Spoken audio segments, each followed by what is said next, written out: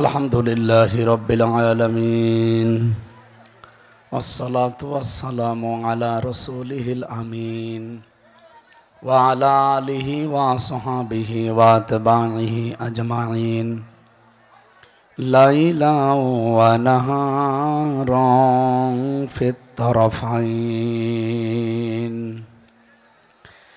فقد قال الله تعالى في كلامه المجيد وبرهانه التوحيد أعوذ بالله من الشيطان الرجيم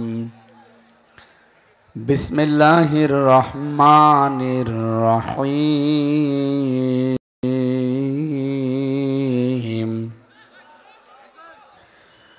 وسيق الذين كفروا إلى جهنم زمرا حتى إذا جاءوها فتحت أبوابها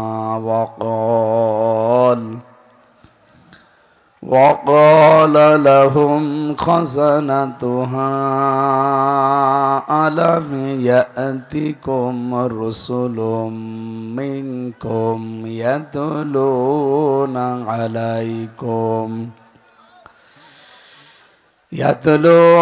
عليكم آياتنا يتلون عليكم آيات ربكم وينذرونكم لقاء يومكم هذا قالوا بلى ولكن حقت كلمة العذاب على الكافرين قيل ادخلوا أبواب جهنم خالدين فيها فبئس مثوى المتكبرين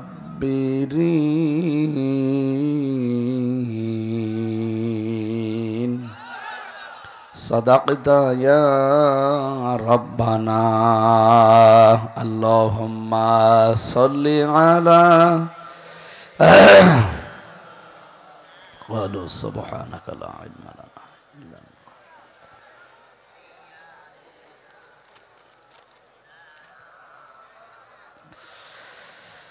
بلغ العلا بكماله كشف الدجى بجماله حسنت جميع خصاله صلوا عليه وآله আলহামদুলিল্লাহ।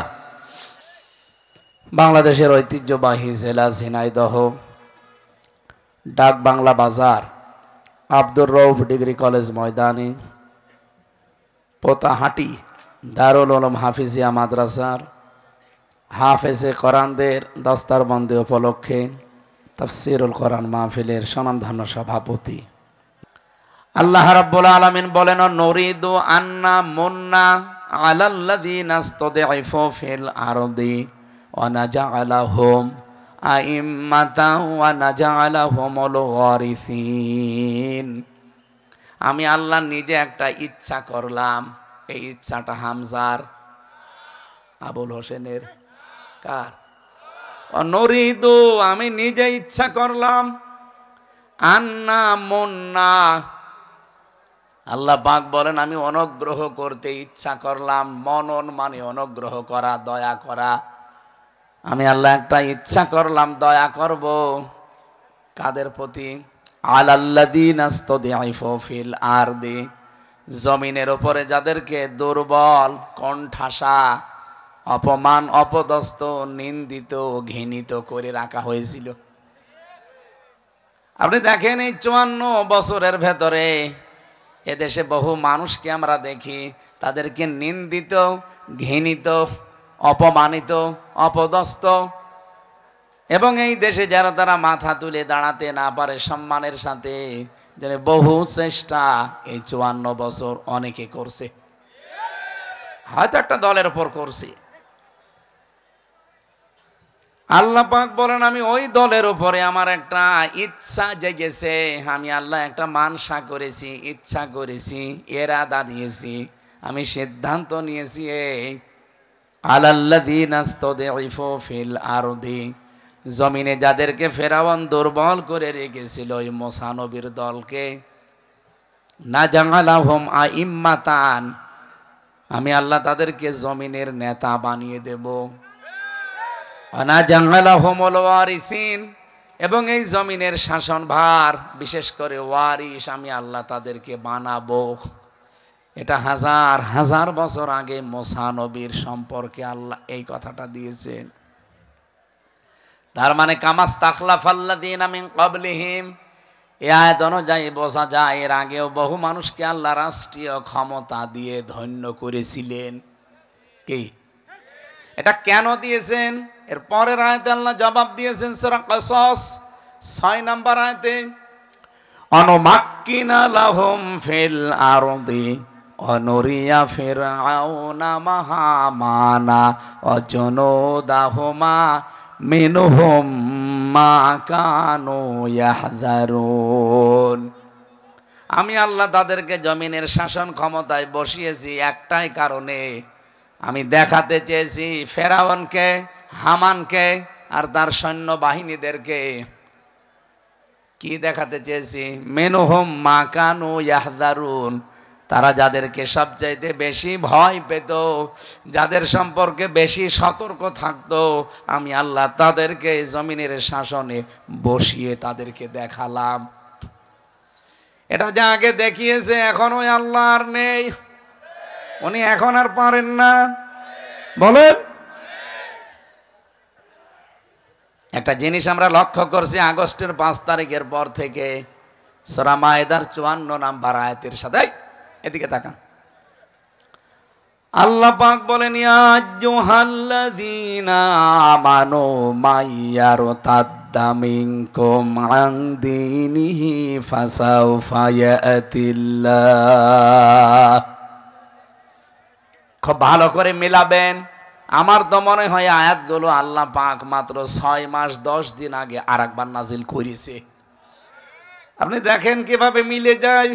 ওহে যারা ইমানের দাবি করো, মাই ইয়ারতাদ্দা মিনকুম, ইয়ারতাদ্দা বাবে ইফতিআল থেকে এসেছে ইরতিদাদ, এর বাংলা অর্থ হচ্ছে ফিরে যাওয়া, যারা হক থেকে বাতিলের দিকে ফিরে যায়। তোমাদের ভেতরে কেউ যদি হক থেকে বাতিলের দিকে ফিরে যায়, আন দীনিহি, বিশেষ করে আল্লাহর দিন থেকে, ফাসাউফা ইয়াতিল্লাহ, আল্লাহ শব্দ শুরু করার আগে ফা দিয়েছেন, এর আগে সিন দিয়েছেন। যারা আরবি গ্রামার বসে, বালাগাত মান থেকে আমরা পড়েছি 13টা অর্থে সিন সাফা কদ লাম এরকম 13টা শব্দ আছে। কোন সেন্টেন্সের আগে যদি ওইটা ব্যবহার হয় বাংলা অর্থ দাঁড়ায় অতি তাড়াতাড়ি। আল্লাহ পাক বলেন অতি তাড়াতাড়ি, খুব তাড়াতাড়ি, অতি সত্বর কি করব আমি জানো। ফাসাউফা ইয়াতিল্লাহু, এর ফাইল সরাসরি আল্লাহ নিজে, এর কর্তা কে? আরো জোরে বলেন। আল্লাহ বলেন আমি নিজে অতি সত্বর একটা কাজ করব। কি সেটা? বিকৌমিন, এমন একটা দল, এমন একটা জাতি, এমন একটা গোষ্ঠীকে আমি আল্লাহ তোমাদের উপরে তুলে দেব, ইউহিব্বুহুম, যাদেরকে আমি নিজেই ভালোবাসি, ওয়া ইউহিব্বুনাহু, এবং যারা আমি আল্লাহকে ভালোবাসে। আজ বাংলাদেশে আগস্টের 5 তারিখের পর থেকে আমরা বিভিন্ন কায়দায় দেখতে পাচ্ছি আল্লাহর দিন থেকে অনেকেই ফিরে চলে যাচ্ছে বিভিন্ন কায়দায়, সে দলীয় কায়দায় হোক, রাজনৈতিক কায়দায় হোক, ধর্মীয় কায়দায় হোক। এ পর্যন্ত বুঝেছেন কিনা বলেন? না না, আপনি বোঝেননি। আমি আবার রিপিট করছি, আপনি তাকান তো এই দেশে ধর্মীয় কায়দায় কত মানুষ আল্লাহর দিন থেকে ফিরে চলে যাচ্ছে আসল দিন থেকে বাতিল দিনের দিকে। আপনি আসল দিন হচ্ছে মার রব্বুকা ওমান নাবিয়্যুকা ওমা দীনুকা, এটা আসল দিন। সিলেবাসের এই সমস্ত বিষয় খবর নেই।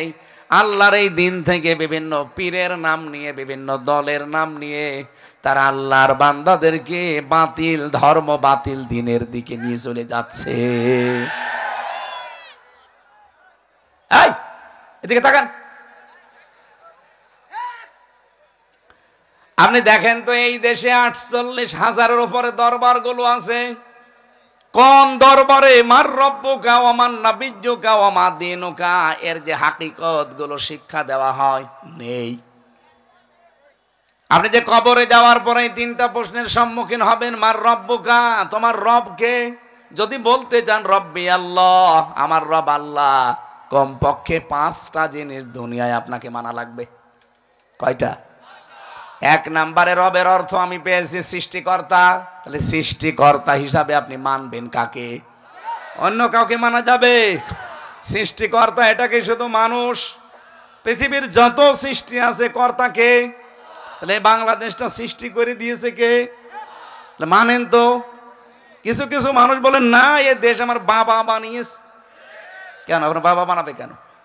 আপনি যে রব্বি আল্লাহ বলতে চান, প্রথমেই তো আপনাকে সৃষ্টিকর্তা হিসাবে মানা লাগবে। এটা কি শুধু মানুষ সৃষ্টি না সব সৃষ্টি? এক কথা বুঝতেছেন? তাহলে এই কথা কেউ যেন পাগলামি করেও বলবেন না যে দেশ আমার বাবা বানিয়েছে।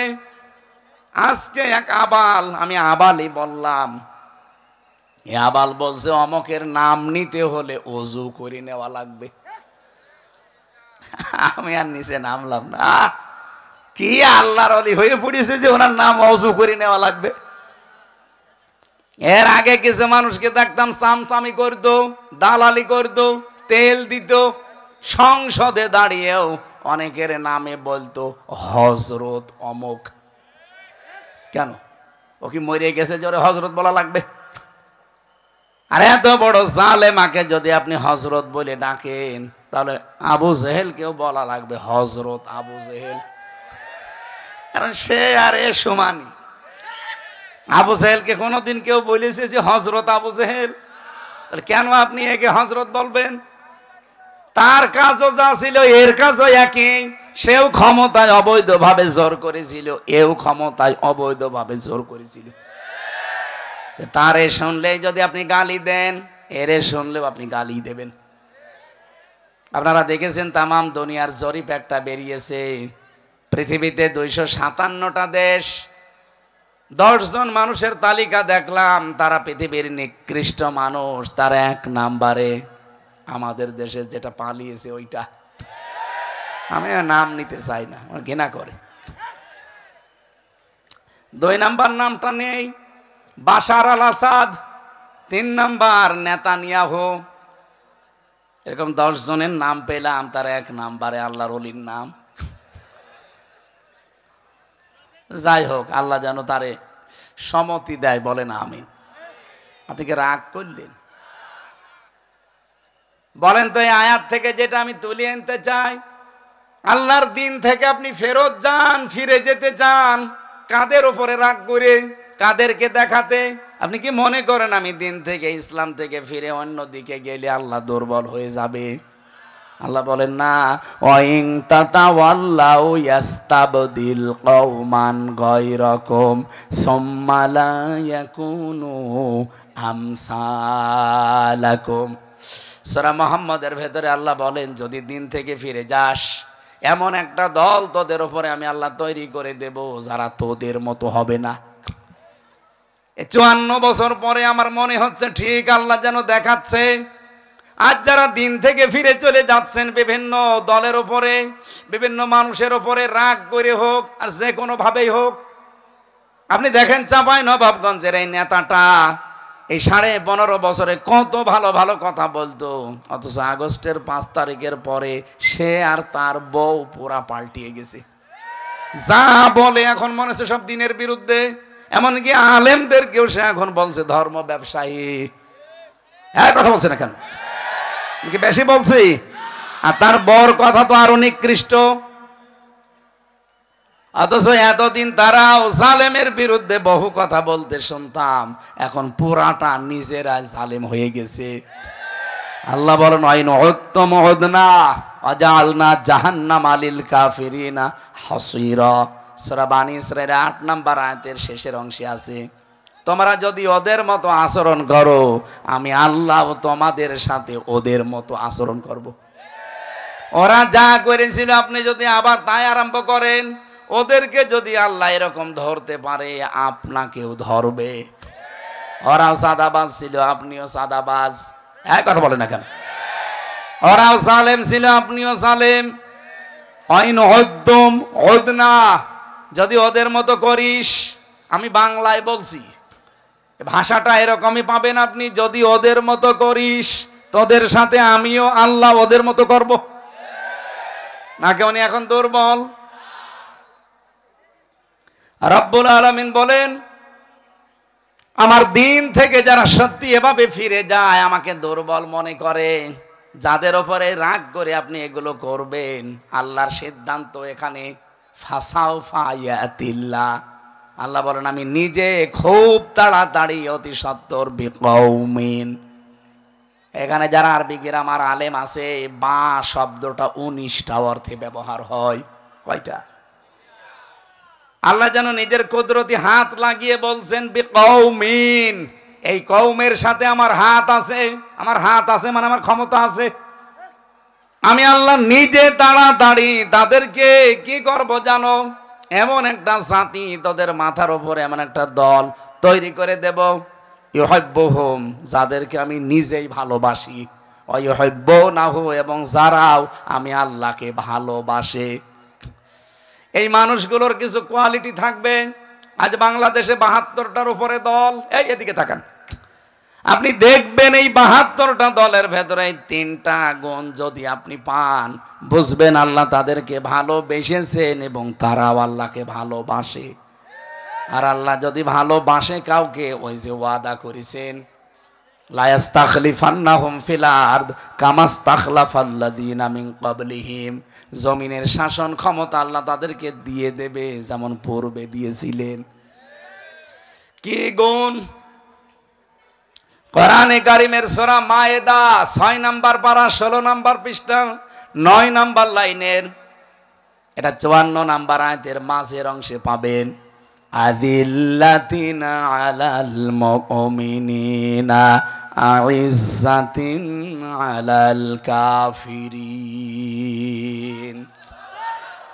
খুব ভালো করে খেয়াল করে শোনেন, আমি কিন্তু কোনো দিকে তাকিয়ে কথা বলছি না, এই জন্য এদিকেও তাকাচ্ছি না, এদিকেও তাকাচ্ছি না, ছাতা আবার কার দিকে চোখ পড়ে যায়। দরকার চোখ বন্ধ করে বলছি, খুব ভালো করে খেয়াল করেন, আমার একটা বানানো কথা না, যে কোনো তাফসির দেখতে পারেন। আযিল্লাতিনা আলাল মুমিনিন, তারা মুমিনদের প্রতি রহম দিল হবে, কমল, স্নেহময়, স্নেহশীল। আযিল্লাতিনা আলাল মুমিনিন আইজ্জাতিনা আলাল কাফিরিন, কিন্তু কাফেরদের প্রতি তারা খুব কঠোর হবে। বাংলাদেশে 72টা দল আছে রাজনৈতিকভাবে, শুধু নিবন্ধিত দল প্রায় 48টা, আর একটা তো কেড়ে নিয়েছে, ওইটা দিলে হবে 49টা। আশা করছি খুব তাড়াতাড়ি আল্লাহ যেন ওটা ফেরত দিয়ে দেয়। যত মানুষই কাজ করছে দেশের জন্য, দশের জন্য, এই বলেন এই যে 2টা গুণ বললাম এই আয়াত দিয়ে, কাদের ভেতরে এই 2টা পাওয়া যায়? যাদের ভেতরে পাওয়া যাবে, বুঝবেন আল্লাহ তাদেরকে ভালোবাসে, তারাও আল্লাহকে ভালোবাসে। 3 নম্বরে গুণ হচ্ছে ইউজাহিদুনা ফি সাবিলিল্লাহি ওয়ালা ইয়াখাফুনা লাউমাতা লাইম, তারা যুদ্ধ করবে, জিহাদ করবে, সংগ্রাম করবে, চেষ্টা করবে, প্রচেষ্টা চালাবে আল্লাহর রাস্তায়। কার রাস্তায়? কিন্তু তারা ভয় করবে না কোনো তিরস্কারকারীর তিরস্কারকে। এই 54 বছরে বহু ভয় দেখিয়েছেন, বিভিন্ন নাম দিয়ে, ট্যাগ দিয়ে, কিন্তু সত্যি যারা একামতে দিনের দায়িত্ব পালন করে মন থেকে, তাদেরকে কোনো তিরস্কারকারীর তিরস্কার পিছিয়ে রাখতে পারে নাই। এমনকি যত ভয় দেখান, যত তিরস্কার করেন, তাদের ইমানি শক্তি আল্লাহ আরো বাড়িয়ে দেয়। আপনি দেখেছেন এক মুরব্বী মানুষ, উনি বলেছেন, দেখেন তামাম পৃথিবীর মানুষকে বলছি আমাদেরকে ভয় দেখাবেন না, চোখ রাঙাবেন না। হ্যাঁ, যদি সমালোচনা করতে চান গঠনমূলক করেন, চুমা দেব, কিন্তু আমাদেরকে আপনারা ভয় দেখাবেন না, চোখ রাঙাবেন না। এই পৃথিবীতে আল্লাহ ছাড়া আমরা কাউকে ভয় পাই না। আপনারা যতই তিরস্কার করেন, যতই উল্টাপাল্টা নাম দেন, মানুষের কাছে যতই আমাদের কালার করেন, কোনো ভয় আমাদের নেই। এই জন্য না, এখন ভয় পাচ্ছি না, সামনেও পাবো না। লাও মাতা লাইম, কোন তিরস্কারকারীর তিরস্কার আমরা থোড়াই কি আর কিছু মনেই করি না। আল্লাহ বলেন, এটা আমি যাদের তাদের দেই না, যালিকা ফাদলুল্লাহ, এটা আল্লাহর অনুগ্রহ, ইউতিহি মাইয়াশা, যাকে আল্লাহ পাক চান তাকে এগুলো দান করেন। এবার আপনি বলেন, এই আয়াত অনুযায়ী যেটা বুঝলাম, অবশ্যই আল্লাহর দিন থেকে যদি ফেরত চলে যান, আপনি মনে করবেন না আল্লাহ দুর্বল হয়ে গেছে। আল্লাহ বলেন, আমি অতি শীঘ্রই কিন্তু একটা দল তৈরি করে দেব। আর আমি আয়াতটা বাংলাদেশের সাথে মিলিয়ে অনেক কিছু পেয়ে গেছি। এদেশে মনে হচ্ছে আল্লাহ তিনটা গুণ যাদের ভেতরে আছে তাদেরকে ভালোবাসেন এবং তারাও আল্লাহকে ভালোবাসে। আল্লাহ পাক বলেন, আমি প্রথম টার্গেট তাদেরকে তোদের উপরে নিয়ে আসব, কিন্তু তারা তোদের মতো হবে না। এখন আল্লাহ পাক যাদেরকে ভালোবাসেন ওই দলে যেন আমাদেরকেও শামিল হওয়ার সুযোগ দেন। সুযোগ যদি পান হবেন তো বলেন বলেন। গুণ প্রথমটা কি বললাম? নিজেদের ভেতরে রহম দিল হবে। কোথায়? আমার বাড়ি কুষ্টিয়া, ডক্টর হাবিব সাহেবের বাড়ি ঝিনাইদহ, প্রায় কমপক্ষে 50 কিলোমিটার দূর। অথচ শুধু দিনের কারণে ওনার সাথে আমার আত্মার যে সম্পর্ক, আমার নিজের আপন ভাইও যদি দিন না মানে, তার সাথে আমার এই সম্পর্ক নেই। কে কথা বলছেন না কেন? সারা বাংলাদেশে একামতে দিনের সত্যিকার অর্থে যারা দায়িত্ব পালন করে, সবাই মনে হয় এক মায়ের। কি বেশি বললাম? আপনি দেখেন, তারা মনে হয় যে এক মায়ের সন্তান, কিন্তু নিজের আপন ভাই দিন মানে না, ইসলাম মানে না, তাকে সে জানের শত্রু মনে করে। এজন্য আজিল্লাতিনা আলাল মুমিনিন আইজ্জাতিনা আলাল কাফিরিন, তারা নিজেদের ভেতরে রহম দিল হবে, কিন্তু কাফেরদের প্রতি বড় কড়া। এই জন্য যেরকম আলটিমেটাম দিয়েছিল যে আপনারা কিসের বাঙালিকে হাইকোর্ট দেখান, একটা মুরব্বী মানুষ মিথ্যা মামলা মাথার উপরে নিয়ে আজ এতটা বছর জেলখানার অন্দর প্রকোষ্ঠে তার জীবনটাই নষ্ট করে দিয়েছে হাসিনা। থক্কু, এর নাম নেওয়া ঠিক না, তারপরও থক্কু নামটা নিয়ে ফেললাম। বলেন তো, যে মামলা দিয়েছে সে পালিয়েছে, যে বিচারপতি সে পালিয়েছে, যে মামলার আয়ু সে পালিয়েছে, প্রসিকিউটর পালিয়েছে, সাক্ষী পালিয়েছে, বিচারপতি পালিয়েছে, কেউ নেই। অথচ লোকটা আজ 13 থেকে 13.5 বছর জেলখানায় পড়ে আছে। আজকে তার হাজিরায় দেখেছিল মামলায়, তার যে অবস্থা, আমি 3টা বছর তার সাথে ছিলাম, আমি দেখেছি এই মানুষটা মানবতার জন্য, বিশেষ করে ইসলামের জন্য তার যে দরদ, তার মুক্ত বাতাসে থাকা খুব প্রয়োজন। জীবনের অন্তত শেষ কয়েকটা বছর সে নিজে নড়তে পারে না, 2 জনের কাঁধে ভর করে যায়। আপনি বাঙালিকে হাইকোর্ট দেখাচ্ছেন যে না, ওনার সাজা হয়ে গেছে, মুক্ত হবে না। তো সাজা হলে যদি মুক্ত না হয়, তারেক জিয়া মুক্ত হলো কি করে? তার তো 9 বছর সাজা ছিল। এই কথা বলছেন না কেন? তারেক জিয়ার স্ত্রী জবাইদা, তার 3 বছর সাজা ছিল, তারা মুক্ত হলো কি করে? লুৎফুজ্জামান বাবরের 17 বছর পরে যদি ফাঁসির আসামি বের হতে পারে, তারেক জিয়া সাহেবের বন্ধু গিয়াসউদ্দিন মামুন 17 বছর পরে যদি বের হতে পারে, ইনার কি হয়েছে? ওনাদেরকেও মামলা হাসিনা দিয়েছিল, ইনাকেও মামলা হাসিনা দিয়েছে। ওনারা যদি সব একটা একটা করে বের হয়ে মুক্ত জীবনে থাকতে পারে, আজহারুল ইসলামকেও মুক্ত জীবনে কালকে দেওয়া লাগবে। কালকেই ডেট আছে, আবার আমরা চাই সে যেন মুক্ত জীবনে আসে। চান না আপনারা? কারা চান দেখে? দেখেন তো হাত তোলেনি কে? হ্যাঁ, এটা রাজনৈতিক বিষয় না, এটা আমার ইমানের সাথে সম্পৃক্ত। কথা বলুন।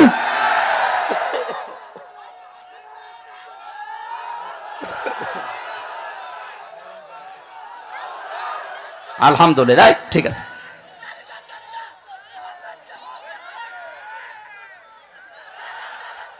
ঠিক আছে। ঝিনাইদহবাসী আল্লাহর ওয়াদা ছিল যাদের ভেতরে ঈমান থাকবে আর যারা যোগ্য এবং সৎ হতে পারবে, এই মানুষগুলোর জন্য সামনে ক্ষমতার চেয়ার অপেক্ষা করছে। এটা যদি আল্লাহ নিজে বলতে পারে, তা আমি বললে রাজনীতি হয় কোন কায়দায়? আর আমি তো অ্যাডভার্টাইজ করছি, আসল রাজনীতি করছে কে? ওনারা কিছু বলতে পারে না, যত দোষ আমার। আমার নরম পেয়েছেন। এই জন্য সালেহ শব্দটা অনেকে আমরা উল্টা পাল্টা বুঝি, মনে করি না বিশাল জব্বা গায়ে দিয়ে, এই যে এরকম জব্বা, শুধু 24 ঘন্টা চোখ বন্ধ করে জিকির করবো, দুনিয়ার কোনো খেয়াল রাখবো না, হয়ে গেল। কে বলেছে আপনাকে? আপনাকে যোগ্যতা অর্জন করা লাগবে। মুসা আলাইহিস সালামের জামানায় তাদেরকে যদি আল্লাহ চেয়ারে বসাতে পারে, এই হাজার হাজার বছর পরে উম্মতি মুহাম্মদী আমাদেরকে আল্লাহ পারবে না? আল্লাহর ওয়াদা কখনো মিথ্যা হয় না, হবেও না ইনশাআল্লাহ। এই জন্য আমি যে কথাটা নিয়ে শুরু করেছিলাম, এ কোরআনে কারীম শুধুমাত্র মুসলমানদের জন্য না, আর মানুষকে আল্লাহ সম্মান দিয়েছেন শুধু মুসলমানদেরকে না, মানুষ যারা তাদেরই সম্মান আছে। অথচ দুঃখজনক হলেও সত্য, আজ 54 বছর মানুষ যারা, তাদের সম্মান নিয়ে সবচাইতে বেশি সিনিমিনি খেলা হয়েছে। আরে 15 বছর তো আরো বেশি। বলেন তো, সম্মানিত মানুষদেরকে সবচাইতে বেশি অসম্মান করা হয়েছে এই 15 বছর। এর আগেও হয়েছিল কম বেশি, কিন্তু এই 15 বছর ওরা সীমা ছাড়িয়ে গেছে। আলেমদের নামে যারা ধর্ষণ মামলা দেয়, মাওলানা মামুনুল হক, আল্লামা সাইদি, তার জীবনের শেষ মামলা ছিল ধর্ষণ মামলা। ওর যে মেয়ে লোককে সাজিয়ে নিয়ে এসেছিল পিরোজপুর থেকে, অ্যাডভোকেট তাজুল ইসলাম জিজ্ঞাসা করছে, এই মেয়ে মাওলানা সাইদি ধর্ষণ করেছে তোমাকে? বলছে জি হা। তোমার জন্ম কত সালে? 1975 সালে। ধর্ষিতা হয়েছে কত সালে? 1971 সালে। অ্যাডভোকেট তাজুল ইসলাম ওই দিনই বলেছিল, মাননীয় আদালত পয়েন্টটা একটু লেখেন, এর জন্ম 75-এ, ধর্ষিতা হয়েছে 71-এ, ওটা কি রুহের জগতে? ওই দিনই তো মামলা ঢিসমিস হয়ে যাওয়ার কথা। কথা বলেন না কেন? করবে কি করে? রায় তো একজনের, উনি যা বলবে তাই হবে, আর বাকিগুলো সব এর লোক দেখানো। কি ট্রাইব্যুনাল বানিয়েছে লোক দেখানোর জন্য, বিচারপতি লোক দেখানো। বিচারপতি যার নাম কালামানি, কে মানুষের ভেতরে পড়ে না, এই জন্য আল্লাহ ওর বিসি উড়িয়ে দিয়েছে। আমি আর নিচে নামলাম না, এমনি বিসি উড়িয়ে গেছে। বলছে আল্লামা সাইদিকে আমি ফাঁসি দিতে পারিনি, এই জন্য জীবনে আমার আফসোস। আল্লাহ ওর আফসোস জীবনে ঘুষিয়েছে। কথা বলে না কেন? কলার পাতায় শুয়েছিল, গলায় গামছা দিয়ে টানতে টানতে চোরের মতো নিয়ে এসেছে। ওই দিনই মামলা শেষ হয়ে যাওয়ার কথা, কিন্তু না, দেয়নি। কারণ বললাম না, সবই সাজানো। আর এই সাজানো জিনিসে এখনো এটিএম আজহারুল ইসলাম যদি থাকে জেলখানায়, আপনি বিবেকের কাছে প্রশ্ন আসে না আপনার? তার যে 3টা সাক্ষী, একটা 6 মাইল দূর থেকে, একটা 3 মাইল দূর থেকে, একটা 1.5 মাইল দূর থেকে, ওরা কি যন্ত্র দিয়ে দেখেছিল ওই সময়? হ্যাঁ, আমি এখানে মাঠের ওই মাঠা দেখতে পারছি না, আরো 6 মাইল দূর থেকে দেখলো ও কি লাগিয়েছিল চোখে। আর সেই সাক্ষীর উপরে ভিত্তি করে আপনি ফাঁসি দিয়ে দিলেন। এই সবগুলো হাসিনাই তক্কু, ওর সাজানো। সবগুলো কি? সব ওর সাজানো। আমি নিজে ভিকটিম, আমি নিজে জানি না, আমার উপরে দিয়েছিল, সব সাজানো। বাড়ির থেকে তুলে নিয়ে গেল, অথচ বলছে না ওনারে নিয়েছে আমরা চোরহাঁস থেকে। পুরোটা মিথ্যা কথা। তার মানে আমি নিজে যখন টের পেয়েছি আমি একটা ছোট মানুষ। বলেন তো এই মুহূর্তে এই যে আগস্টের 5 তারিখে কত মানুষকে আপনারা মেরে ফেলেছেন বিভিন্ন জায়গায়। ঝিনাইদহ একটা টাঙিয়ে রেখেছিল। সারা বাংলাদেশে কম বেশি বিভিন্ন জালেমদের বাড়ি ঘর ভেঙেছে, কেউ আগুন লাগিয়েছে, 32 নম্বর 33 নম্বর হয়ে গেছে, হয়নি? বলেন না কেন? এ 32 33 হয়তো না, ওই যে খালি উস্কানি দেয়। এই জন্য আল্লাহ আযাবুল বুলডোজার নাজিল করে। কি আযাব? আযাবুল বুলডোজার। আবার উস্কানি দেবেন আর এক আযাব নাজিল হবে। এই জন্য ভালো আছেন ওখানে ভালো থাকেন। 14টা ব্রিফকেস নিয়ে গেছেন, ওটা তো কিয়ামত পর্যন্ত খেলেও শেষ হবে না। না আমি তো সব বলছি, বানিয়ে বলছি, সব দলিল আছে। এই জন্য উস্কানি আর দেবেন না ওখান থেকে, তাহলে এদেশে দেখা যায় আবার অনেক কিছু নাজিল হয়ে যাবে। কারণ আযাবুল বুলডোজার এটাকে আমরা নাজিল করেছি, নাজিল হয়েছে। এই আযাবুল বুলডোজার দিয়ে বহু মানুষের বাড়ি ঘর 15.5 বছরে মাটির সাথে মিশিয়ে দিয়েছে অনেকে। এই যে সাতক্ষীরা, চাঁপাইনবাবগঞ্জ, চট্টগ্রাম, আপনি যে দেখেন বাড়ি ঘরগুলো মাটির সাথে একেবারে, মনে হচ্ছে এখানে কেউ বাসই করতো না। আল্লাহ সেইটার শোধ মনে হয় এই ফেব্রুয়ারির 5 তারিখে নিল। আবার কেউ যেন ঝামেলা করবেন না। যে কথাটা বলার জন্য পর্যন্ত নিয়ে আসলাম, রব্বুল আলামিন আমাদেরকে কোরআনে কারিমের এই মাহফিলে যাদেরকে নিয়ে এসেছেন, আমি যেটা বোঝাতে চাচ্ছিলাম এখান থেকে, আল্লাহ রাব্বুল আলামিন আমাদেরকে কোরআনে কারিমের এই অনুষ্ঠানে নিয়ে এসে সালেহ শব্দের ব্যাখ্যা থেকে পর্যন্ত এসেছিলাম। নেককার হওয়ার জন্য এখন থেকে যোগ্যতা অর্জন করার দরকার আছে না নেই? হ্যাঁ, যে যে জায়গায় আছেন এখান থেকে তাকে যোগ্যতাশালী হওয়া লাগবে, যোগ্যতা সম্পন্ন হওয়া লাগবে। আল্লাহর ওয়াদা আল্লাহ পালন করবেন সামনে ইনশাআল্লাহ। যেহেতু ওনারা অবৈধ ছিল, ওনাদের রায়ও ছিল অবৈধ, এই জন্য আমরা চাই নিরপরাধ কোন মানুষ এই 15.5 বছরে যারা মিথ্যা মামলা, মিথ্যা সাক্ষীর কারণে জীবনটা নষ্ট হয়ে গেল, খুব তাড়াতাড়ি তাদেরকে মুক্ত বাতাসে ছেড়ে দিন। কারণ যারা রায় দিয়েছে তারাই তো নেই, আপনি এনেকে রাখবেন কেন? দরুদ আর সালাম পড়ছি মুহাম্মাদুর রাসূলুল্লাহ। না, আমি যে কথাটা বোঝাতে চাচ্ছিলাম, মানুষ, সম্মানিত মানুষদেরকে সম্মান করা লাগবে। নবীজি মসজিদে নববীতে বসেছিলেন, দেখলেন একটা লাশ চলে যাচ্ছে, বিশ্বনবী দাঁড়িয়ে পড়লেন। সাহাবীরা বলে হুজুর দাঁড়াবেন না, এটা ইহুদির লাশ। নবীজি বললেন ইহুদি তাতে কি হয়েছে, ওটা তো আল্লাহর বান্দা। আমি তো দাঁড়িয়েছি আল্লাহর বান্দার সম্মানার্থে। সুবহানাল্লাহ বলতে পারেন না? নবীজির মতো মানুষ যদি একটা ইহুদি মরে গেছে তার লাশ দেখে দাঁড়িয়ে যেতে পারে, আর আমরা মুসলমান, সৃষ্টির শ্রেষ্ঠ সৃষ্টি মানুষ, তার ভেতরে খায়রুল বারিজ্জা, যাদের ঈমান আছে তারা, যারা মুসলিম, এদের সাথে যে আচরণ করলাম, আপনি বিবেকের কাছে প্রশ্ন করে দেখেন। নবীজি ইহুদি দেখে দাঁড়িয়ে যান, আর আপনি মুসলমানদেরকে আরো দাবিয়ে দেন। আল্লাহ আমাদেরকে মানুষকে সম্মান করার তৌফিক দান করেন। আগামী থেকে আল্লাহর এই শ্রেষ্ঠ সৃষ্টি আশরাফুল মাখলুকাত মানুষের সম্মান নিয়ে কেউ যেন সিনিমিনি খেলতে না পারে, সেই পথগুলো সব বন্ধ করা লাগবে। এই কথা বলেন না কেন?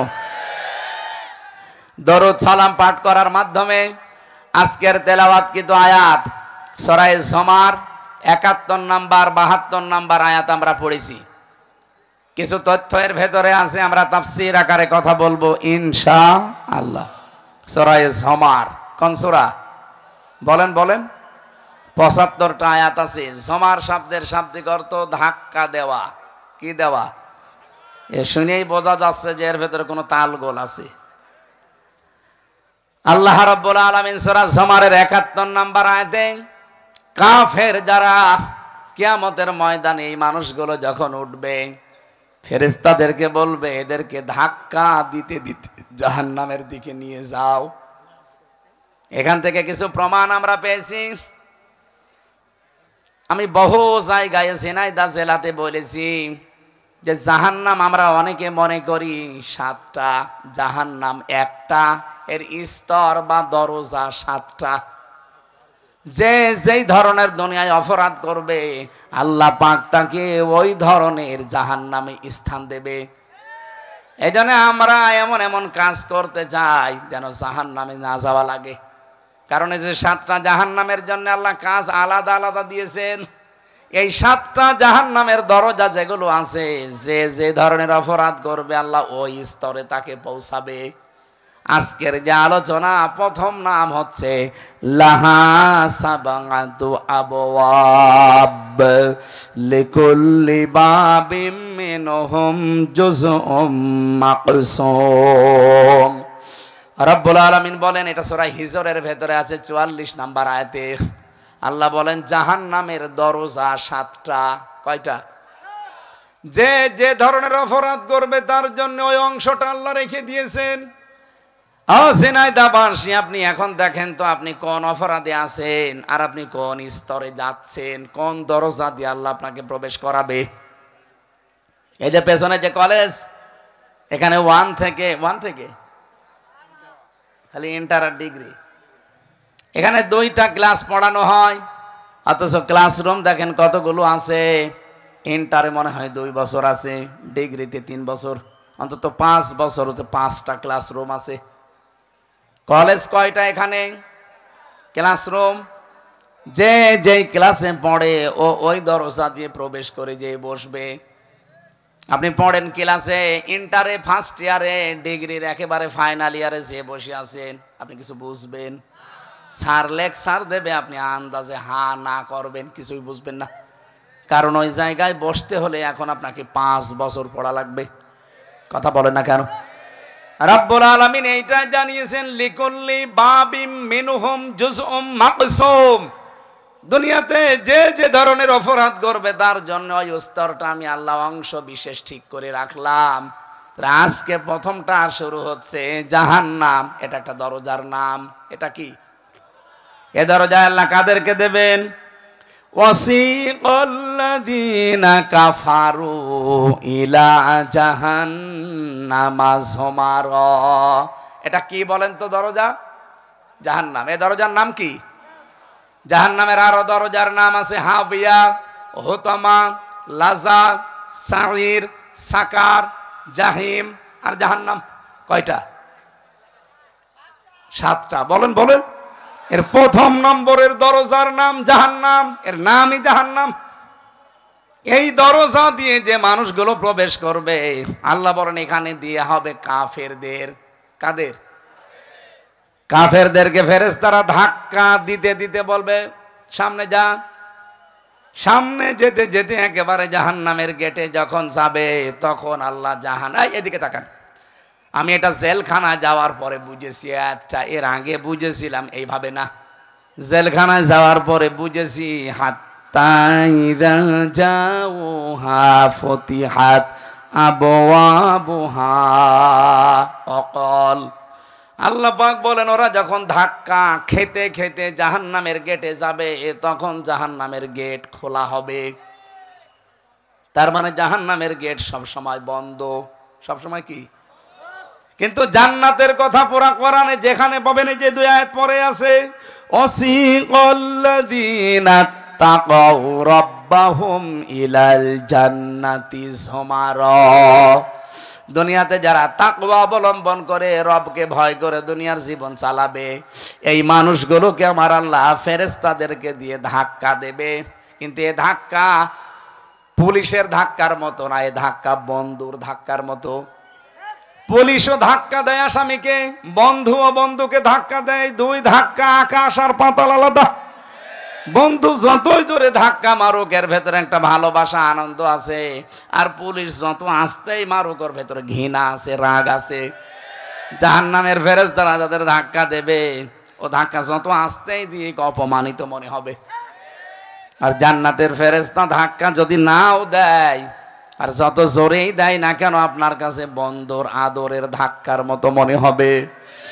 হাত্তা ইযা জাউহা ওয়া ফুতিহাত। আগের আয়াতে ওয়া নেই, পরের আয়াতে ওয়া আছে। জেলখানায় যে বুঝলাম কি বললাম জানো? এই যে ফতিহাতের আগে ওয়া নেই, ফতিহাতের আগে ওয়া আছে। জাহান্নামের ক্ষেত্রে নেই, জান্নাতের ক্ষেত্রে আছে। আল্লাহ বলেন এই মানুষগুলো ধাক্কা খেতে খেতে যখন জাহান্নামের গেটে যাবে, জাহান্নামের গেট তখন খোলা হবে। তার মানে এর আগে কি? আরো জোরে বলেন। আর জান্নাতি মানুষগুলো যখন ধাক্কা খেতে খেতে জান্নাতের গেটে যাবে, ও জান্নাতের গেট তাদের জন্য আগেই খোলা থাকবে। জান্নাতের গেট কখনো বন্ধ থাকে না, ও সব সময় ওপেন। আর জাহান্নামের গেট কখনো ওপেন থাকে না, সব সময় বন্ধ। আপনি জেলখানাগুলো দেখেন, সিনাইতে আছে জেলখানা, আছে জেলা কারাগার, ও 24 ঘন্টা তালা লাগানো। হ্যাঁ, কিছু বের করলে তখন তালা খুলে বের করে সঙ্গে সঙ্গে আবার তালা লাগিয়ে দেয়। কথা বলেন না কেন? এটা জাহান্নামের একটা উদাহরণ। এই জেলখানাগুলো, ওয়াজআলনা জাহান্নামা লিল কাফিরিনা হাসীরা, কাফেরদের জন্য আমি আল্লাহ জাহান্নামকে কারাগার বানিয়েছি। জাহান্নাম কি বলেন বলেন? হ্যাঁ, মুমিনের জন্য দুনিয়া হচ্ছে কারাগার, আর দুনিয়া সিজনুল মুমিন ও জান্নাতুল কাফির। এই পৃথিবীটা মুমিনদের জন্য কারাগারের মতো, জেলখানার মতো, আর কাফেরদের জন্য বেহেশতের মতো। কারাগার যতই আরামের জায়গা হোক, কোনো কাজ নেই কাম নেই, শুধু খাওয়া আর ঘুমানো, তারপরও মানুষ ওখানে অসুস্থ হয়ে যায়। কি কথা বলেন না কেন? কোনো শান্তি ওর ভেতরে নেই।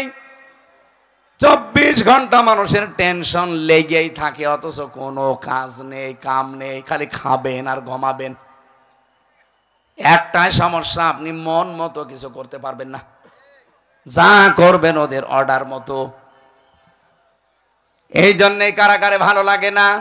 মুক্ত জীবন মানুষের ভালো লাগে, যদিও কষ্ট করা লাগে, কারণ এখানে আমি স্বাধীন, আমার মন চাচ্ছে এখন চুয়াডাঙ্গা যেতে, আমি চলে গেলাম।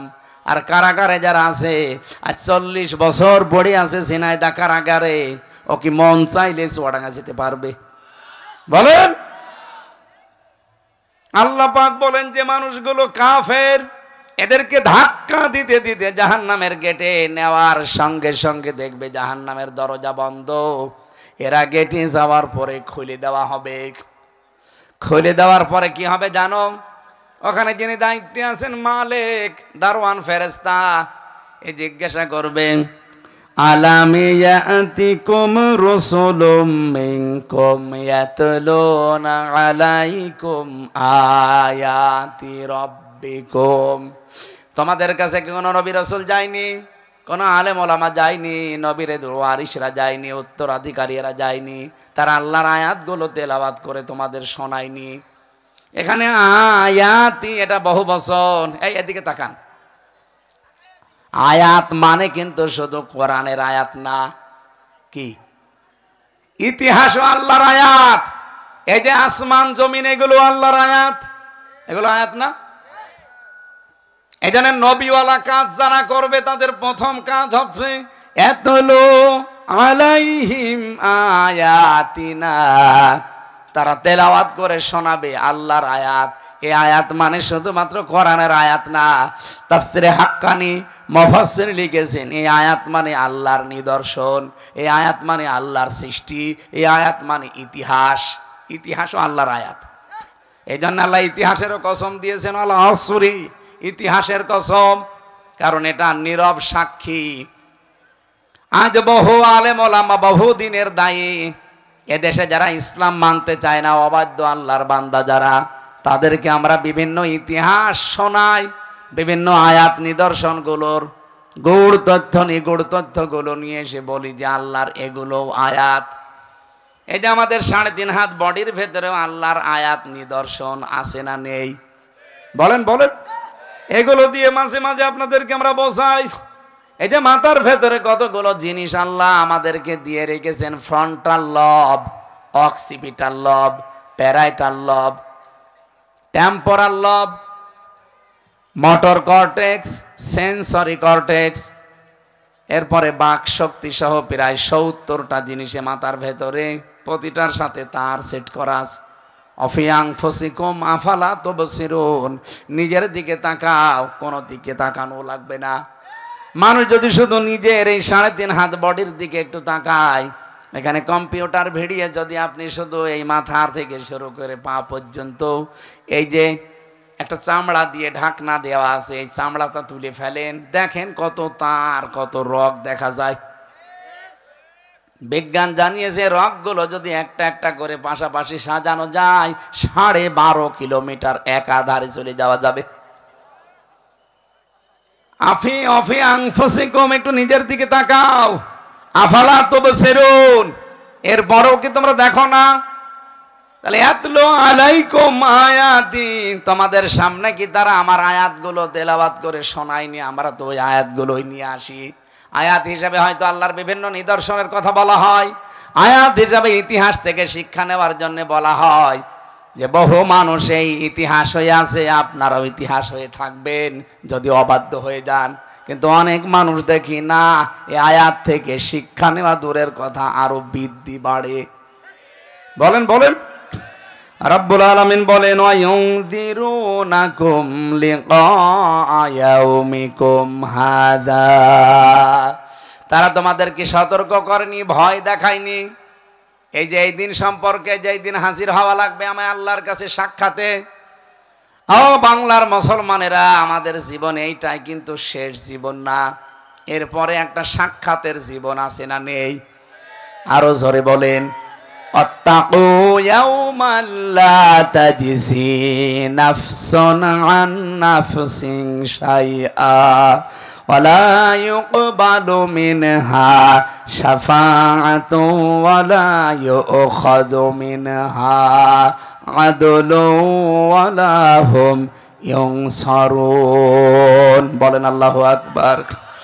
আয়াতটা আমি সূরা বাকারায় দুইবার পেয়েছি, আমি যতটুকু বুঝেছি আয়াতটা রব্বুল আলামিন বলেন ওই দিনকে ভয় করো যেদিন কেউ কারো কোনো উপকার করতে পারবে না এবং কারো পক্ষ থেকে কোনো সুপারিশ কবুল করা হবে না। কিছু দিতে চাইলে সেইটাও আপনার পক্ষ থেকে নেওয়া হবে না। কিয়ামতে আমি আর হাবিব সাহেব দুইজনে উঠলাম, আল্লাহ যদি বলে যে দুইজনের হিসাব হবে, দেখা যাচ্ছে ওনার জীবনে কোনোদিন নামাজ পড়ে নাই। না আশা লাগবে না, বসেন ওখানে বসেন। আমি যদি বলে রব্বুল আলামিন খুব ভালোবাসতাম, জীবনে নামাজ ওর নেই, তাতে কি, আমার তো নামাজ আছে, আমি দিয়ে দিলাম। আল্লাহ বলেন না, এটা হবে না। এমনকি টাকা পয়সা ওর নেই, আমার ছিল, আমার টাকা পয়সা সব আমি ওর জন্য আপনাকে দিয়ে দিলাম। আল্লাহ বলেন এইটা হবে না, ইবাদত দিয়েও হবে না, অর্থ দিয়েও হবে না। এর নাম আলা ইউকবালু মিনহা শাফাআ। এমনকি যদি ওর জন্য আমি সুপারিশও করি আল্লাহর দরবারে, আল্লাহ বলেন তাও কবুল হবে না। আলা ইউখাযু মিনহা, তোমার পক্ষ থেকে ওর ব্যাপারে কোনো কিছু গ্রহণও করা হবে না। এজন্য দুনিয়ায় কার জন্য আমরা কি করছি একটু বিবেকটা খাটান এই জায়গায়। আপনার স্ত্রীর জন্যে, আপনার ছেলে মেয়ের জন্যে, মা বাবার জন্যে, তারা আরামে থাকবে, তারা একটু হাসি খুশিতে থাকবে, আনন্দে থাকবে, ভালো মন্দ খেয়ে থাকবে। এই দিকে তাকিয়ে হাজারো মানুষ কিন্তু অবৈধ কাজ করে। এক কথা বলেন না কেন? আল্লাহর কসম করে বলছি, আমি নিজে জেলখানায় গিয়ে আমি এটা আরো বেশি বুঝেছি যে দুনিয়ায় কেউ কারো না, যা আছে পৃথিবীতে সবগুলো একটা ধোঁকা আর সবগুলো স্বার্থের পাগল। আমি যেমন হালকা বুঝেছি, এটা যেন বুঝটা আরো গাঢ় হয় এবং সবার ভেতরে আল্লাহ যেন তৈরি করে। আমার ম্যাডাম যদি আজকে দেখে যে আমি মারা গেছি, এ বাড়ি যাওয়ার সময় যখন মরে গেলাম অ্যাক্সিডেন্ট করে, আমার মনে হয় একটা রাত আমার ম্যাডাম আমাকে আর পাহারা দেবে না, বলবে না জিন আসবে, দরকার নেই, 3-4 জন নিয়ে আসেন একসাথে পাহারা দেই। পাহারা দিল সকালবেলা হতে হতে বলবে না উপরে আর রাখবেন না, কারণ আজরাইল বাড়ি চিনে ফেলবে, তাড়াতাড়ি মাটির নিচে দিয়ে দেন। মাটিতে দেওয়ার পরে কি শেষ? দেখবেন এবার তার কান্না দেখে কে, এটা রেকর্ড হচ্ছে, এমনকি লাইভও চলছে, ম্যাডাম দেখতেও পারে, দেখুক, কপালে যা আছে হবে। 2-3 দিন দেখবেন কান্না কাটি করে পাগল হয়ে গেছে। 7 দিন হয়তো খাওয়া দাওয়া একেবারে হালকা করে দেবে, শুকিয়ে যাবে। 4 মাস 10 দিন পরে ওর বাবা আর মা দুইজন মিলে আমার বাবা মাকে বলবে আর কতদিন এভাবে চলে না, মেয়ে দিয়ে দেন, নিয়ে চলে যাবে। 4 মাস 10 দিনের ভেতরে দেখবেন আর একজনের সাথে বিয়ে দিয়ে দেবে। মাত্র 6-7 দিন সংসার যদি হয়, ও ম্যাডাম নিজেই ওর শ্বশুরের কাছে বাবার কাছে কল দিয়ে বলবে, আব্বা খুব ভালো কাজ করেছেন, হামজা তো আর কি এবার যা দিয়েছেন এই হামজার চাইতে 100 গুণ ভালো। কি কথা বলছেন এখানে? এটা কি বলবে না বলবে না? অথচ এর খুশির জন্যে, এর ছেলে মেয়ের খুশির জন্যে, আমার মা বাবার খুশির জন্যে আমি ডান হাত বাম হাত দেখি না, বাবা শাহজালাল সব হালাল। এটা বন্ধ করা লাগবে। কিয়ামতের দিন এই বউ আপনাকে সুপারিশ করতে চাইলেও করতে পারবে না, টাকা পয়সা দিয়ে হোক, নেকির কাজ দিয়ে হোক, এমনকি নামাজও যদি দিতে চায় বলে না, হবে না।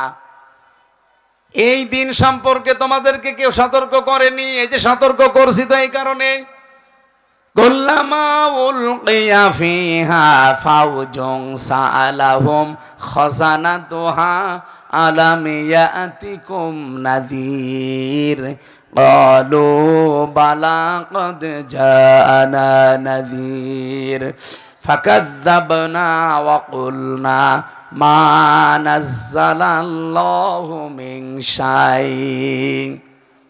এ মানুষগুলোকে যখন জাহান্নামের একটা জায়গায়, সংকীর্ণ কোন জায়গায় যখন ফেলে দেওয়া হবে, জিজ্ঞাসা করা হবে কি কেন আসলে এখানে সাগীরে, এই জাহান্নামে কেন আসলে? কেউ কি সতর্ক বাণী শোনায়নি? ওরা বলবে শুনিয়েছে, শুনতাম আর মাথা ঝোলাতাম আর বাড়ি যাওয়ার সময় মনে মনে করতাম ও বেটা মিথ্যা কথা বলে। এরকম চরিত্রের মানুষ দেশে নেই? হ্যাঁ, কথা বলেন না কেন? এগুলো আছে, এই জন্যই তো আমাদের কোনো উপকার হয় না। তাছাড়া এই দেশের মতো কোরআনের প্রচার পৃথিবীর কোনো দেশে হয় না। এত প্রচার হওয়ার পরও আমরা দেখছি ফল সব জিরো হয়ে যাচ্ছে। আয়ুনজিরুনাকুম লিকা ইয়াউমিকুম হাদা, এই দিন সম্পর্কে সতর্ক করেনি যে এখানে সাক্ষাৎ একটা আছে। ইয়াউমা ইয়াফিরুল মারউ মিন আখিহি ওয়া উম্মিহি ওয়া আবিহি, কিয়ামতে আগে পালাবে মানুষের কাছ থেকে তার ভাই, তার মা, তার বাবা। উম্মিহি শব্দের ব্যাখ্যায় পড়লাম, এক একটা সন্তান একটা নেকির জন্য তার মায়ের পা ধরে থাকবে 500 বছর। কত? 500 বছর পরে ওর মুখের উপরে লাথি দিয়ে বলবে, দুনিয়ায় আমার বিয়েই হয়নি, ছেলে পাবো কোথায়? এরকম একটা সাক্ষাতের দিন আমাদের সামনে কিন্তু উপস্থিত আসতেছে, হয়তো 2 দিন পরে, 2 দিন আগে। আমরা যেন কেউ পাগলামি না করি। আমি সহ যারা আছি আজকে থেকে পাগল ভালো হয়ে যাব। কি হয়ে যাব? আরো জোরে বলেন, পাগল ভালো হয়ে যাব। রাব্বুল আলামিন বলেন, ক্বালু বালা ক্বাদ জা বালা ওয়ালাকিন হাক্কাত কালিমাতুল আযাবি আলাল কাফিরিন। ওরা বলবে, হ্যাঁ এগুলো সব ঠিক ছিল, কিন্তু না, এখন আর কোনো কথা শোনা হবে না। কাফেরদের প্রতি আমি আল্লাহর আযাব এটা নির্ধারিত হয়ে গেছে, এটা এখন কার্যকর হবে। কিলা দুখুলু, তাদেরকে বলা হবে প্রবেশ করো, আবওয়াবা জাহান্নামা খালিদিনা ফিহা, এই জাহান্নামে আর চিরদিন এখানে থাকো। ফাবিইসা মাসওয়াল মুতাকাব্বিরিন, অহংকারী যারা তাদের জন্য কত নিকৃষ্ট স্থান এইটা। বলেন নাউজুবিল্লাহ। এই কয়েকটা জিনিস এখানে জানলাম। জাহান্নাম নামে যে দরজাটা আছে, এই দরজা দিয়ে আল্লাহ তাদেরকে প্রবেশ করাবে যারা কাফের। যারা কি? বাংলাদেশে তো কাফের নেই। কাফের কারে বলে আমরা অনেকে জানি না, মনে করি আবু জেহেল শুধু কাফের ছিল, আর কেউ নেই। কাফের শব্দের শাব্দিক অর্থ হচ্ছে অস্বীকার করা। ইসলাম আল্লাহ যেভাবে দিয়েছে কিয়ামত পর্যন্ত পরিপূর্ণ, কিছু আপনি দিতে পারবেন না, তাহলে আপনি কাফের। ইসলাম থেকে কিছু বাদ দিতে পারবেন না, তাহলে আপনি কাফের। এই কথা বলছেন না কেন? আজ ইসলামের ভেতরে নতুন নতুন নিয়ম ঢুকিয়ে যারা বলে এটাও ইসলাম, এরা কি? আরো জোরে। এই যে যারা বলে আলী বাবা, কেল্লা বাবা, ফতে বাবা, তাহলে নতুন করে আপনি এই জিকিরটা ইসলামের ভেতরে ঢোকালেন। নবীজির 63 বছরের জীবনে কোনোদিন কেল্লা বাবা, ফতে বাবা জিকির করেছে? এটা রেকর্ড হচ্ছে, সারা দেশে যাচ্ছে। এই জন্য বলছি ইসলামের ভেতরে নতুন কিছু যারা ঢুকিয়েছেন, আপনি নামের আগে মুফতি লিখতে পারেন, মাওলানা লিখতে পারেন, ডক্টর লিখতে পারেন, আজহারি মাঝহারি লিখতে পারেন, আপনি কাফের। যারা ইসলামে নতুন করে কিছু ঢোকাবে এরা কি? বলুন বলুন। এটা বাংলাদেশে আর ভারতে বেশি হচ্ছে। নতুন নতুন ইসলাম বানিয়ে আমরা প্রচার করছি যে এইটাও ইসলাম, অথচ আসল ইসলামের খবর নেই। আমরা যে বলেছিলাম যে রব হিসাবে যদি কেউ বলতে চান আমার রব আল্লাহ, দুনিয়ায় 5টা জিনিস আপনাকে মানায় লাগবে। 1 নম্বরে সৃষ্টিকর্তাকে, 2 নম্বরে রব হিসাবে আল্লাহকে মানা লাগবে প্রতিপালক হিসাবে, 3 নম্বরে রব হিসাবে মানা লাগবে আল্লাহকে রাজ্জাক হিসাবে রিজিক দাতা, 4 নম্বরে আপনাকে আল্লাহকে মানা লাগবে অভিভাবক হিসাবে, 5 নম্বরে আল্লাহকে মানা লাগবে আইন দাতা হিসাবে। এই 5টা যদি দুনিয়ায় মানতে পারেন, আপনি কবরে গিয়ে ফেরেশতারা বলবে মার রব্বুকা, আপনি অটোমেটিক বলে ফেলবেন রব্বি আল্লাহ। 2 নম্বরে যখন বলবে মা দীনুকা, তোমার দিন কি? দিন মানে জীবন ব্যবস্থা। দিন মানে কি? আমি জীবন চালিয়েছি কি কি দিয়ে? আমি যে টয়লেটে যেতাম দিন মেনে না আব্রাহাম লিঙ্কনের নিয়ম মেনে, এইটাও কিন্তু আল্লাহ জিজ্ঞাসা করবে। কেউ যদি ডান পা দিয়ে টয়লেটে যায়, বাম পা দিয়ে বের হয়, এটা দিনের ভেতরে নেই, এটা ইহুদি খ্রিস্টানদের ভেতরে আছে। সুতরাং আপনি যদি এই নিয়মটা ফলো না করেন, বলতে পারবেন না দীনুল ইসলাম। কেউ যদি বলতে চায় কবরে যে আমার দিন ইসলাম, তাকে দুনিয়াতে 19টা বিষয় এই দিনের উপরে মেনে চলা লাগবে। কয়টা? আরো জোরে বলেন। 19টা বিষয় যদি দিনের উপরে আপনি থাকতে পারেন, কবরে যে বলতে পারবেন আমার দিন ইসলাম। 3 নম্বরে যখন বলবে মান হাজার রজুল, এই লোকটা কে ছিল? আপনি যদি বলতে চান হাজা নাবিয়ুনা মুহাম্মাদুর রাসূলুল্লাহ সাল্লাল্লাহু আলাইহি সাল্লাম, মাস্ট বি আপনাকে বিশ্ব নবী আদর্শ হিসাবে মানা লাগবে। জীবনের চাইতে তাকে বেশি ভালোবাসা লাগবে, জীবনের প্রতিটি ক্ষেত্রে অনুসরণ করা লাগবে। এই কথা বলেছেন এখন। এই যে আজকে রাখাল রাহা যারা আল্লাহর নবীকে গালি দিচ্ছেন, আমরা যে প্রোটেস্ট করছি এই কারণে, যদিও এখানে একটা ষড়যন্ত্র লুকিয়ে আছে। ওরা চায় বিভিন্ন কায়দায় এই দেশকে অশান্ত করতে। একটু অশান্ত হলে ওরা বিশ্ব মিডিয়াকে দেখাবে মোড়লদের, এই দেখেন বাংলাদেশে জঙ্গি ভরে গেছে। আগস্টের 5 তারিখের পর থেকে ফেব্রুয়ারির 25 তারিখ পর্যন্ত প্রায় 27টা কাজ অলরেডি ওরা করে ফেলেছে। বিশেষ করে আমার দাদা বাবুরা 27 বার চেষ্টা চালিয়েছে এই দেশ যেন অস্থিতিশীল হয়, কিন্তু একটাও হালে পানি নেয়নি। সর্বশেষ এই রাখাল রাহাকে দিয়ে আল্লাহর নবীকে গালি দিয়েছে। ওরা মনে করেছিল আমরা মনে হয় খেপে গিয়ে ওকে মেরে ফেলবো, আর ওইটা ভিডিও করে বুশকে দেখাবে, বেলাওয়ারকে দেখাবে, ট্রাম্পকে দেখাবে, এই দেখেন বাংলাদেশে কি চলছে। তখন ট্রাম্প বলবে ঠিক আছে হাসিনা তুমি আবার যাও। আমরা জাতে মাতাল হলেও তাহলে ঠিক আছে, ওই ফাঁদে আমরা আর পা দেব না। কথা বলেন না কেন? আমরা দাবি জানিয়েছি সর্বোচ্চ, যারা নবীজিকে গালি দিয়েছে বা দেবে সামনে, কোনো কথা নেই, ফাঁসি দেওয়া লাগবে। এই কথা বলেন, এই দাবির পক্ষে আপনারা নেই?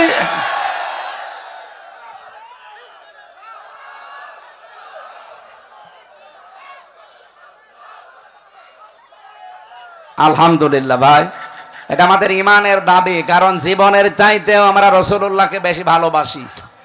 এই কথা বলেন না কেন? বলেন। হ্যাঁ, আপনি আমাকে গালি দেন, আমার বাবাকে দেন, আমি কিছু বলবো না। আমার দাদারে দেন, দরকার টাকা দেবো, কারণ দাদা আওয়ামী লীগ। আপনি গালি দেন, দরকার আমি টাকা দেবো, কিন্তু রাসূলুল্লাহকে গালি না। তাকে নিয়ে উল্টা পাল্টা ধারণাও যদি কেউ করে, দেশে এক কথা, ফাইনাল কথা, ফাঁসি দেওয়া লাগবে। তাছাড়া যদি দেশের মানুষ আইন হাতে তুলে নেয় না, আপনি কিন্তু কন্ট্রোল করতে পারবেন না। কথা বলেন না কেন? আপনি বলবেন কবরে যে হাজা নাবিয়ুনা মুহাম্মাদুর রাসূলুল্লাহ, এমনি বলতে পারবেন? তার আদর্শটা মানা লাগবে, তাকে জীবনের চাইতে বেশি ভালোবাসা লাগবে। কথা বলেন ঠিক কিনা? আল্লাহ আমাদেরকে এই যে আসল দিন যেটা, এই দিন এখন আর নেই, দিন থেকে কেটে কেটে বাদ দিয়ে নকল জিনিস ঢোকাচ্ছে ইসলামে। আর যারা দিন থেকে কোনো কিছু বাদ দিতে চান তারাও কাফের। যারা এই কথা বাংলাদেশে অলরেডি বলছেন যে কোরআনের সাথে রাজনীতির সম্পর্ক নেই, আপনি কাফের হয়ে গেছেন। আপনি যাই মনে করেন, কারণ এখানে 918 জায়গায় কোরআনের আয়াতে আছে রাজনীতি করা লাগবে ইসলাম দিয়ে। আর আপনি বলছেন না সম্পর্কই নেই। আপনি কি বেশি বোঝেন কোরআনে? কোরআনের বিশেষজ্ঞ হাজার হাজার এই দেশে আছে, কয় তারা তো কেউ বলে না যে কোরআনের সাথে রাজনীতির সম্পর্ক নেই। যে যেই বিষয়ে জানেন না ওই বিষয়ে মুখ খুলবেন না। বাংলাদেশে এই রোগটা এখন বেশি দেখছি, যে যেটা জানে না ওই বিষয়ে বেশি ফতোয়া দেয়। আরে ভাই, এর উপরে সারা জীবন কাটিয়ে দিলাম আমি। আমার এই ছোট্ট মাথায় 918 জায়গায় আমি কোরআন দিয়ে রাজনীতি করা লাগবে এইটা পেয়েছি, আর আপনি পানই না। আপনি তো সদ্য করে সূরা ফাতিহাও পড়তে পারেন না, আপনি পাবেন কি করি? আমার চাইতে বড় বড় মাথা যাদের, আমার মনে হয় ওই মাথার ভেতরে আরো বেশি আয়াত পাবে যে কোরআন দিয়েই রাজনীতি করা লাগবে। এইটা দিয়ে যতদিন রাজনীতি বাংলাদেশে না হবে দুর্নীতি বন্ধ করা সম্ভব না। এটা দিয়ে রাজনীতি করেন যত রাজনৈতিক নেতা আছে বাংলাদেশে, আমি একেবারে ওপেন চ্যালেঞ্জ দিচ্ছি, যারা কোরআন দিয়ে রাজনীতি করেছে তারা মন্ত্রী হওয়ার পরেও 36 টাকা ফেরত দিয়েছে। মাওলানা মতিয়ার রহমান নিজাম এই কথা বলেন না কেন? আর যাদের কোরআনের রাজনীতি ছিল না, এই 15.5 বছরে তারা 620টা বাড়ি বানিয়েছে। এই যে ভূমি মন্ত্রী, 620টা বাড়ি। আপনার আর বাড়ি লাগবে কত? আমার মনে হয় 6.5 মাস যদি থাকতো ও বাড়ি আরো 200 বানিয়ে ফেলতো। কথা বলুন। অথচ পরশুদিন মাওলানা মতিয়ার রহমান নিজামের বাড়ি দেখলাম এখনো চারিদিকে মাটি, ওপরে টিন। সে মন্ত্রী ছিল, আপনি টের পাচ্ছেন?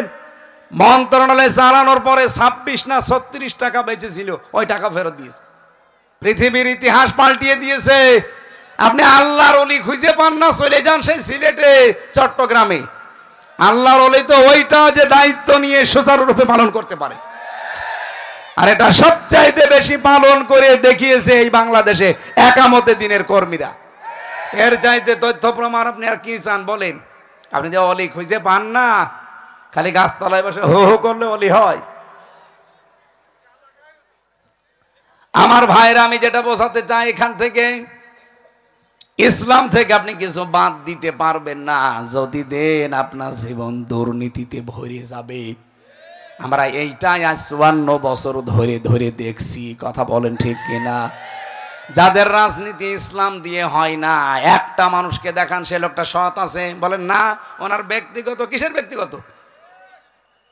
হাজার হাজার কোটি টাকার মালিক একজন ব্যক্তিগত কিভাবে হয়? 5,000 টাকা থাকলে ভয় করে কখন না জানি দুদুক আসে।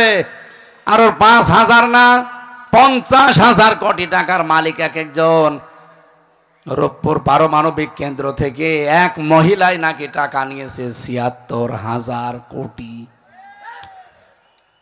কয়েকদিন আগে একটা ভিডিও দেখছিলাম, যিনি পালিয়েছে উনি বলছে খালি মানুষ আমারই গালি দেয়, আমারই দোষ, আমার বোনের দোষ নেই, ও যে এই করেছে। হ্যাঁ, ওনারও দোষ আছে, কিন্তু ওনারটা মানুষ জানে না তাই গালি দেয় না। আপনারটা জানে তো বেশি, কারণ আপনি আয়না ঘরের সাথে জড়িত। এই বাংলাদেশে কিয়ামত পর্যন্ত যেন আর আয়না ঘর কেউ বানাতে না পারে। কথা বলেন। এটা যে মানবতার সাথে কত মারাত্মক একটা কৌতুক। এর কারণে এর বউটা বিয়ে করতে পারে না, এর ছেলে মেয়ে জানে না যে আমি কাকে বাবা বলে ডাকবো। আমার মনে হয় এখনো পর্যন্ত যারা জালেমদের পক্ষে সাফাই গান, তারে আয়না ঘরে এখন বন্দি করে রাখা দরকার 10 বছর। শয়তান থাক, দেখ কেমন লাগে। একটা উপন্যাস পড়েছিলাম ভার্সিটি থাকাকালীন, এর নাম হচ্ছে দেখ কেমন লাগে। আমার মনে হয় এখন যারা জালেমের সাফাই গায় তাদের এটা করা দরকার, দেখ কেমন লাগে। দেখ, আজকে 4-5 জন আল্লাহর ওলিকে নিয়ে যাচ্ছে আদালত থেকে, কিন্তু লজ্জা নেই। 4-5 জনকে দেখলাম খিলখিল করে হাসতেছে। লজ্জা থাকলে হাসে এত অপমান হওয়ার পরে? অপমান তো এরা হয় না, কারণ এদের তো মান নেই। বলছে ধরব কান, যাই যাক মান, তাও হব না অপমান। 1 লাখ হোটেলের সামনে দিয়ে যাবার সময় দেখছে হোটেলের বয় ডাক দিয়েছে যে আসেন খেয়ে যান। ও মনে করছে ফ্রি খাবার। যে বলছে এই নিয়ে আয়, এই নিয়ে আয়, এই নিয়ে আয়, মন মতো খেয়েছে, টাকা না দিয়ে চলে যাচ্ছে। হোটেলের মালিক বলছে কি ভাই টাকা দেবেন না? কিসের টাকা? আপনার বয় তো বলেছে যে খেয়ে যান, টাকা দেওয়া লাগবে তো বলে নাই, মন মতো খেয়েছি, টাকা না দেব না। বলছে টাকা যদি না দেন আপনার এমন অপমান করব। বলছে করেন। জুতার মালা গলায় দিয়ে সারা শহর ঘোরাবো। বলছে ঘোরান। সারা শহর ঘুরিয়ে এনে মুকানের সামনে দাঁড়িয়ে বলছে এবার কি অপমান বোধ হয়? সে কিসের অপমান? মানুষ টাকা পয়সা খরচ করে এরকম সংবর্ধনা পায় না। হবে না এর, এই যে কান ধর, কান ধরে 100 বার উঠবস কর, খালি উঠবস করে। আর বলছে কি এবার অপমান বোধ হয়? বলছে কিসের অপমান? আমার তো ব্যায়াম হচ্ছে। আমার মনে হয় এই যে শয়তানগুলো টাকা পাচার করতে করতে দেশ যারা ফোকলা বানিয়ে ফেলেছে, ওদেরকে আদালত কেন ফাঁসি দিলেও বলবে আমার গলায় কাতকুলো আছে। লজ্জা নেই তো? সম্মানিতা মা বোন যারা আপনারা এসেছেন, খাদিজাতুল কুবরা রাদিয়াল্লাহু তাআলা আনহা জীবনে এক ওয়াক্ত নামাজ পড়েননি, একটা রোজা রাখেননি, একটা টাকা তিনি দান সাদকা করেননি, যাকাত দেননি, জীবনে কোনোদিন একটা বারও হজ করেননি, একটা দিনও পর্দায় থাকেননি। কারণ এই বিধানগুলো সব তার ইন্তেকালের পরে নাজিল হয়েছে। কথা বুঝতেছেন? অথচ তার জন্য আল্লাহ নিজে জান্নাতে ঘর বানিয়ে সুসংবাদ পাঠিয়েছে জিবরাইলকে দিয়ে যে সালাম দাও আর জান্নাতের ঘর তাকে বলো যে আমি আল্লাহ বানিয়ে রেখেছি। একটা কারণ পেয়েছি পুরা জীবন পড়ে, তিনি স্বামীর জন্য সব উজাড় করে দিয়েছিলেন। এই জন্য আশা করব আপনিও আপনার স্বামীর জন্য সব করবেন, যদি জায়েজ হয় খাদিজাতুল কুবরার সাথে জান্নাতে যেতে পারবেন। সামনে যেহেতু রমজানুল মোবারক, একটা বছর পরে এই মাসটা ছায়া ফেলতে যাচ্ছে। ফামাং শাহিদা মিনকুম শাহরা ফালিয়াসুমহু, তোমাদের ভেতরে কেউ যদি রোজার মাস পায় সে যেন অবশ্যই রোজা রাখে। রোজা রাখলে গ্যাস ভালো হবে, পেটের যে অসুখগুলো আছে এগুলো ভালো হয়ে যাবে ইনশাআল্লাহ। আমরা সামনে রোজা রাখবো এবং জাহান্নামের এই দরজা যেহেতু কাফেরদের জন্য খোলা, আমরা কাফের যারা আছি, কাফের কাকে বলে বোঝা গেছে? ইসলামে নতুন করে যারা কিছু দেবে তারা কাফের, ইসলাম থেকে যারা কিছু বের করে দেবে সেও কাফের। আল্লাহ এই গুণ থেকে আমাদের হেফাজত করুন। কিয়ামতে আল্লাহর সাথে সাক্ষাৎ হবে, এটা যেন আরো দৃঢ় করে দেন। বলেন আমিন। ওই যে সামনে যে গাড়ি আছে ওখানে আমার লিখিত বই আছে, মেয়েদের জন্য যাওয়ার সময় নিয়েছেন। আল্লাহুম্মা আমিন। লা ইলাহা ইল্লা আনতা সুবহানাক ইন্নী কুনতু মিনাজ জালিমিন। রব্বুল আলামিন, আরশ থেকে একটু তাকিয়ে দেখো, ঝিনাইদহ জেলার আব্দুর রউফ ডিগ্রি কলেজ ময়দানে হাফিজিয়া মাদ্রাসা কর্তৃক আয়োজিত এলাকার মানুষ এই জান্নাতের বাগানটা সাজিয়েছে। কোরআনে কারিমের কথাগুলো আমরা চাতক পাখির মতো শুনেছি, তুমি আমল করার সুযোগ করে দাও। এ মাহফিলে যদি সওয়াব